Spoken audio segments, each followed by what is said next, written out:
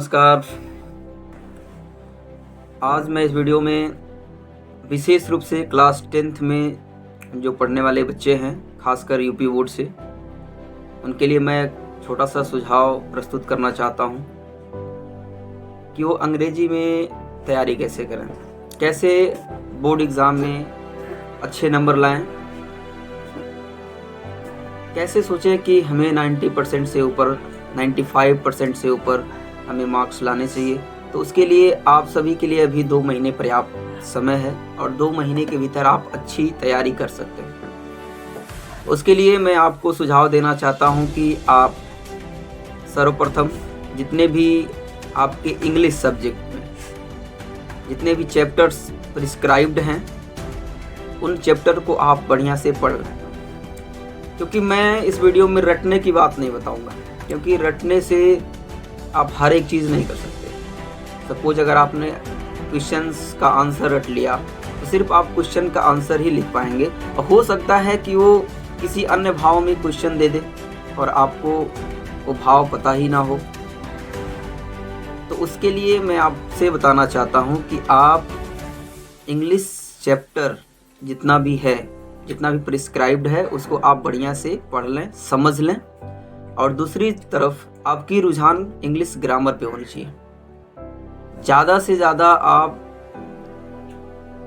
Vocabulary learn करिए। Vocabulary का मतलब शब्दावली, यानी Hindi to English word meaning, English to Hindi word meaning आप याद करें ज़्यादा से ज़्यादा। सिनोनिम्स याद करें, एंटोनिम्स याद करें। सबसे पहला चीज़ होता है कि आप सोर्स को इकट्ठा करें। सोर्स का मतलब वर्ड मीनिंग। बिना शब्द के आप कुछ भी नहीं लिख सकते, तो लिखने के लिए शब्द का होना जरूरी है।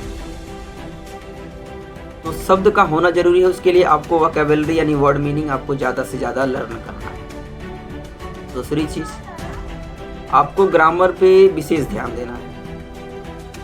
शुरुआती दौर में आपको ग्रामर के पार्ट्स ऑफ स्पीच को बढ़िया से तैयार कर लेनी है। जब आप ग्रामर के पार्ट्स ऑफ स्पीच को बढ़िया से तैयार कर लेते हैं, उसमें ऐसे अनेकों शब्द हैं जिसका हिंदी मतलब उसका एक ग्रामर के नज़रिए से कैसा यूज होता है, उसको आप पढ़ लें। और दूसरी चीज़ ये है, आप टेंस की तैयारी कर लें। यानी कि टेंस 2 प्रकार का होता है, मैं बता दूं आपको। टेंस, हालांकि टेंस का मतलब होता है समय अथवा काल।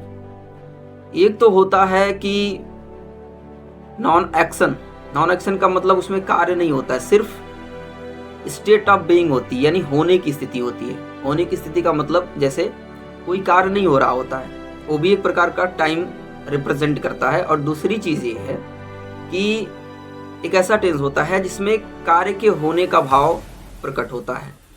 तो कार्य के होने का भाव प्रकट तो सभी लोग लगभग बताते हैं, सभी टीचर्स।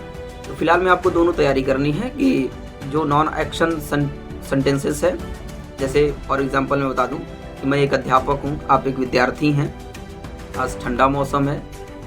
तो ये चीज़ें क्या होती हैं, इसमें कोई क्रिया नहीं हो रही है, बस एक होने की स्थिति बताई जा रही है। और एक तो इस प्रकार के सेंटेंसेस होते हैं जैसे कि मैं पढ़ा रहा हूँ, आप पढ़ रहे हैं, वो खाना बना रहा है, वो तैयारी कर रहा है, एटसेट्रा। तो टेंस का भी जानकारी होना ज़रूरी है, और टेंस तक ही सीमित ना रखें अपने आप को। इसमें तमाम प्रकार के मोडल वर्ब्स होते हैं, उनकी यूजेस आपको पता होनी चाहिए। उसके बाद में आपको active voice, passive wise, active से पैसिव कैसे आपको फॉर्मेट करना है, कैसे आपको फॉर्मेशन करना है, और पैसिव से कैसे एक्टिव में फॉर्मेशन करना है, ये भी आपको पता होना चाहिए। इसकी भी तैयारी आप करना है। डायरेक्ट, इनडायरेक्ट, ये तो बहुत ज़रूरी है। डायरेक्ट इनडायरेक्ट भी आपको पढ़ना है। और साथ ही साथ मैं बता दूं, पार्ट्स ऑफ स्पीच के जितने भी यूजेस हैं उसको आप प्रैक्टिकली उसको यूज करें ज़्यादा से ज़्यादा। उसमें ऐसे ऐसे शब्द होते हैं जो आपके हिंदी के भाव को मतलब इंग्लिश में कन्वर्ट करने के लिए काफ़ी हेल्प करते हैं। क्योंकि अगर आपको पार्ट्स ऑफ स्पीच के बारे में नहीं पता है, क्योंकि आम तौर पे जो बोले जाने वाला बात होती है, या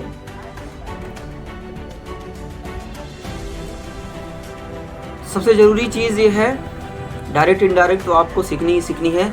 लेकिन पार्ट्स ऑफ स्पीच पर आपका विशेष जोर जाना चाहिए। सबसे ज़रूरी बात यह है कि पार्ट्स ऑफ स्पीच पे आपका विशेष फोकस होना चाहिए, क्योंकि पार्ट्स ऑफ स्पीच में ऐसे ऐसे शब्द होते हैं जिनका प्रयोग आमतौर पे बोलचाल की भाषा में अथवा जो भी आप लिखते हैं, जो भी भाव आपके मन में होता है, सपोज आप किसी प्रश्न का उत्तर लिख रहे हैं तो आप लिखेंगे तो पार्ट्स ऑफ स्पीच के ही वर्ड से लिखेंगे, यानी कि दूसरा शब्द नहीं आ सकता, क्योंकि only 8 type of words are there: noun, pronoun, adjective, verb, adverb, conjunction, preposition, interjection. यही सारे शब्द आते ही हैं। हम चाहे कोई भी सेंटेंस बनाएं, चाहे कोई भी चीज़ें हम लिखें या बोलें, तो पार्ट्स ऑफ स्पीच ही आता है, यानी कि यही शब्द।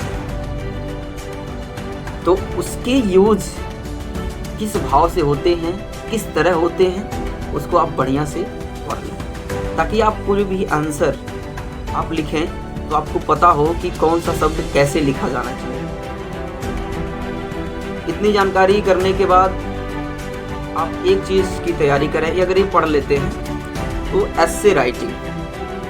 देखिए, आपके एग्ज़ाम में ऐसा नहीं हो सकता है कि ऐसे शब्द लिखा हो ऐसे लिखिए। हो सकता है लिखा हो write an articles, write a paragraph, write a report, तो इस तरह से भी लिखा आ सकता है, या राइट अ डिस्क्रिप्टिव राइटिंग यानी इस तरह से आ सकता है। तो उसका मतलब ही होता है एक तरह से निबंध लिखना। तो सबसे पहली बात है, आप कितना रटेंगे। एप्लीकेशन राइटिंग आती है, लेटर राइटिंग आती है, तो letter writing, application writing, essay writing, ये ऑटोमेटिकली तैयार हो जाएगा। लेकिन इसके पहले अगर आपने मीनिंग याद कर लिया है, आपने ग्रामर तैयार कर लिया, तो आपको निबंध लिखने में यानी एसे लिखने में, एसे राइटिंग में आपको दिक्कत नहीं होगी। बस आपको थोड़ा सा ध्यान ये देना है कि हेडिंग्स थोड़ी सी देख लेनी है, आपको बुक से देख लेनी है या थोड़ा सा कहीं किसी भी सोर्स से देख लेना है कि किस प्रकार की हेडिंग होनी चाहिए। और बाकी जो बनाने की विधि है हिंदी टू इंग्लिश, जो आपके मन में सोच रहे हैं कि मैं ये पैराग्राफ लिखूंगा या ये 2-3 वाक्य ऐसे लिखूंगा, तो वो चीज़ें आप आसानी से इंग्लिश में बना सकते हैं। तो उसमें रटने की बात नहीं है।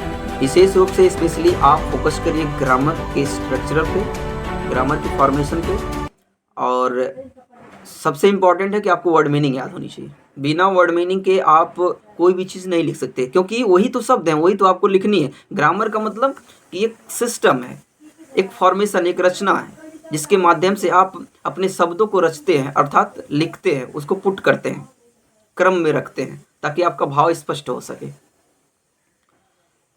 तो इतनी चीज़ें आपको विशेष रूप से करनी ही करनी है। अगर आपने 2 महीने में इतना कर लिया तो निश्चित रूप से आप परीक्षा में 80% से ऊपर, माफ़ करिएगा, निश्चित रूप से आप अपने परीक्षा में 95% से ऊपर इंग्लिश में नंबर लाएंगे। तो उम्मीद है ये जानकारी आपको अच्छी लगी होगी। अगर किसी भी प्रकार से कोई भी समस्या हो अंग्रेजी से संबंधित, तो आप मुझे ईमेल कर सकते हैं angadsharma895@gmail.com पर, या आप हमारे चैनल पर आकर हमें कमेंट कर सकते हैं, और आपके कमेंट को पढ़ करके मैं उस पर विशेष रूप से उसका समाधान आपको प्रोवाइड कराऊंगा, आपको वीडियोस दूंगा। Thank you for watching this video. मिलते हैं नेक्स्ट वीडियो में।